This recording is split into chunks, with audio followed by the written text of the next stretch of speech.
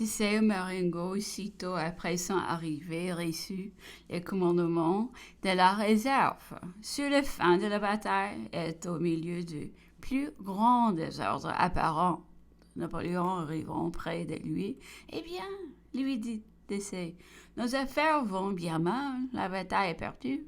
Je n'ai plus qu'assurer la retraite, n'est-ce pas? Bien au contraire, lui dit le premier consul, le plus mal la bataille n'a jamais été douteuse. Tout ce que vous voyez en désordre à droite et à gauche marche plus se former sur votre queue. La bataille est gagnée. Poussez votre colonne en avant. Vous n'avez qu'à recueillir les fruits de la victoire.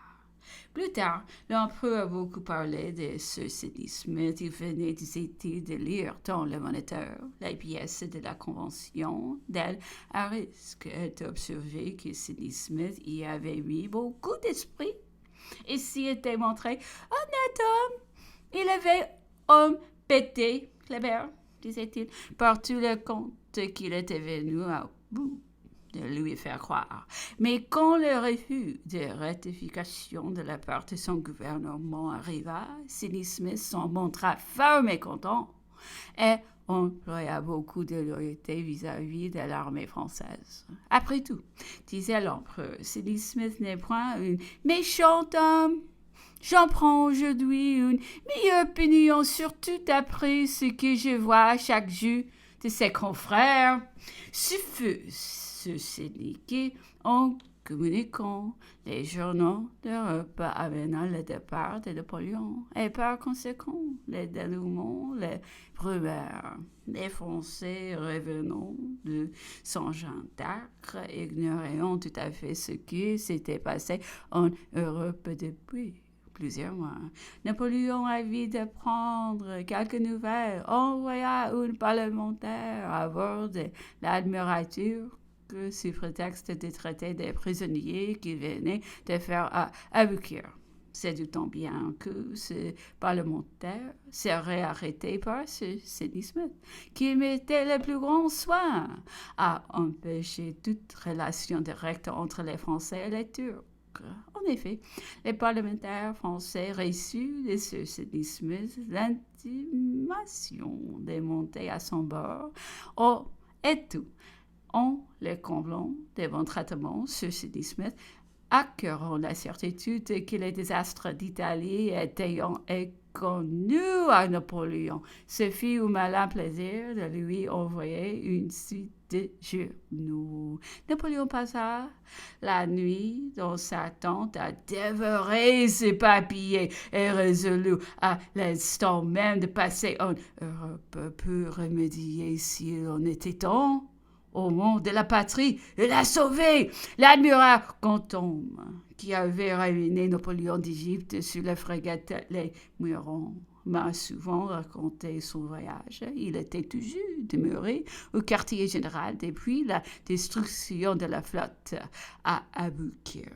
Peu de temps après la retour de Syrie et immédiatement après une communication avec l'escadre anglaise, la générale en chef fit venir Gantomme. Elle lui donna l'ordre d'aller en toute hâte à Alexandrie, armée avec mystère et avec toute la célérité possible.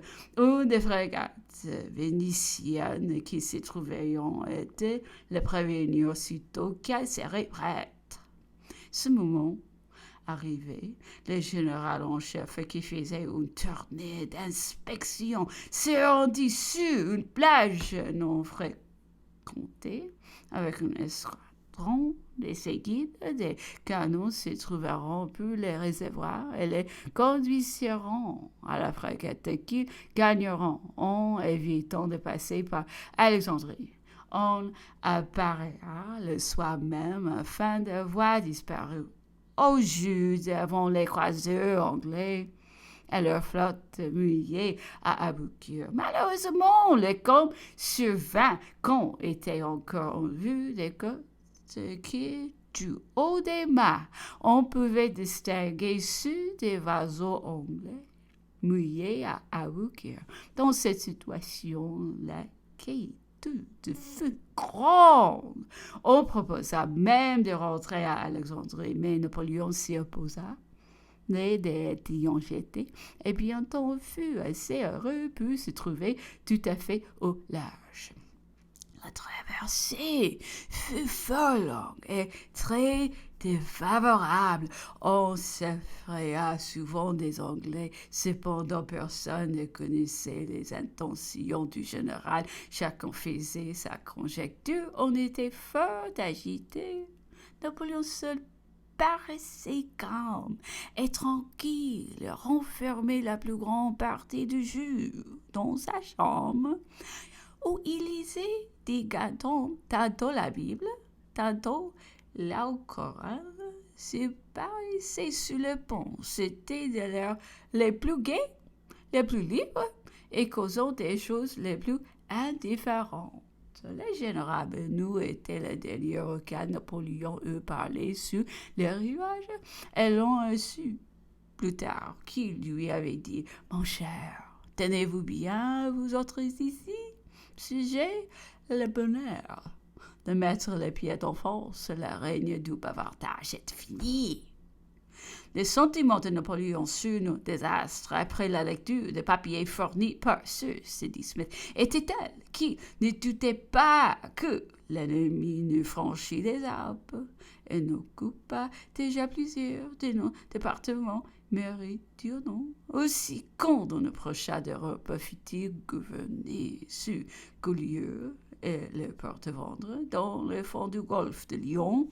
Un coup de vent l'on repoussa et les fit rebattre sur la Corse. Alors, on entra à Ajaccio, où l'on se procura les nouvelles. Quand on me disait avoir eu la maison de famille, le salon patrimonial, la célébrité du compatriote, ajoutait-il, avait mis aussitôt toute l'île en mouvement.